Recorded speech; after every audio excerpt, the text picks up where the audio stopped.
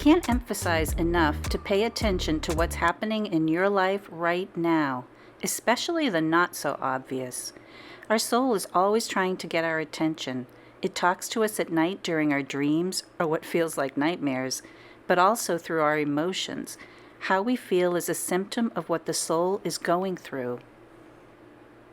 When we're asleep and deep in the matrix, we tend to justify or ignore a lot of what we're feeling. Everything that is happening in life right now is a symptom of deeper importance. There's a lot going on beneath the surface that we're not even aware of. Some of us have the need to be right and will fall on our sword rather than face the hard truths. When we're feeling intense, extreme emotions, we need to make a hard stop. Some of us may be experiencing delusion and we've lost our compass. The longer we wait, the worse things might get. Rarely will something magically happen to make us feel better. There's no person, location, or vacation that will fix it. No matter where you are, there you are. Nothing outside of us will heal the soul. It's an inside job. What is beneath the surface is bubbling up, showing itself in different ways in our actions, behaviors, relationships, and our ability to take care of ourselves, both inside and outside. It's different for everyone. We could start having health issues or accidents, lose a job or money, or lose a loved one.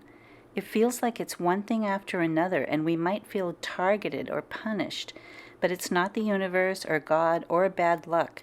It's our soul and spirit that's letting us know that we're off track and maybe even headed for a crash.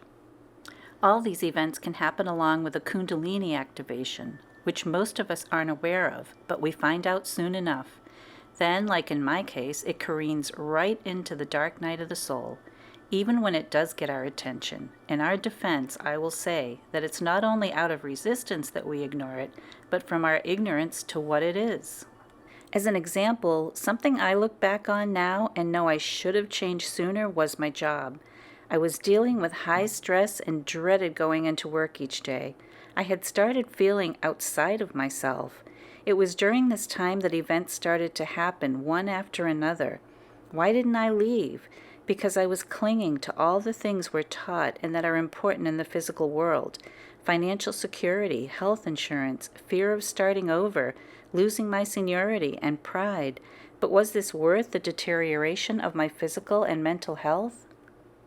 While leaving a job is not the answer to a grieving soul, we do need to eliminate toxic situations or stresses to begin the healing process. It doesn't mean the job or person is bad, it's just that it's not congruent for us. A company I only meant to spend no more than 5 years at ended up being a lot longer. We do this with relationships as well. We hang on for all the wrong reasons. Sometimes we can't see the forest for the trees. We don't need to look at others. We can just sit quietly and be honest with ourselves. It's only the ego that's concerned with others. You can only do you. It feels like a relief when we realize how much has been our own self-sabotaging. It's been between you and me, and it's a relief knowing that we can change it and heal it. We are on our way to spiritual adulthood and maybe mastery. We all have a blueprint, a soul blueprint that we come into this world with. The problem is, instead of remembering and being aware of our blueprint, it's been hidden by all the indoctrination and conditioning that begins as soon as we're born.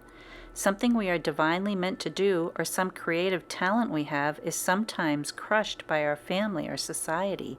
We're told there's something else we should do or be, something that is usually not at all congruent with our soul blueprint. Or maybe we're not sure what we want to do or are meant to do, and we're in a holding pattern. So we go through life feeling completely out of sorts and empty, not understanding why. On top of that, events occur in life such as abuse, loss, and illness. We think others have it so much better than us, but it only appears that way because we all walk around like we're on stage, all acting our part. We do what society expects of us, we smile and say that everything is great. This is a theater, and we're all acting off each other and out on each other. Healing the soul is not only for us, but also for our ancestral lineage and the collective. It's a huge step to start clearing out all the mess in our minds. We can begin with a meditation practice, calling on our higher self or whatever higher power we connect with. We eventually learn to separate all the noise from our inner voice, our intuition. It does take time, so don't get discouraged. I know it can sound like a lot, especially in today's current environment, but we are waking up. We are seeing the matrix for what it is and are loosening and freeing ourselves from it. Becoming aware is most of the battle. Becoming aware that we are spiritual beings capable of great things like peace, love, and harmony. It's what we truly are, but we forget. The Kundalini awakening assists this process, moving through the chakras, the energy centers, clearing any and all blocks. Some chakras are more painful than others as the energy moves through, which is why we have physical reactions and symptoms. At the same time, all our cells are being regenerated, an entire chemical process. Sometimes it's hard to tell when did it all start and when does it end. It's a matter of perspective, as along the way we might think we're there, but there is no there. It's an eternal process with many dimensions to travel through. If you're listening to this, you either know you're in the process or you're trying to figure out if you are. Don't wait for critical mass. I encourage you to drop the resistance, tell the ego to chill, and reach within to your soul and spirit.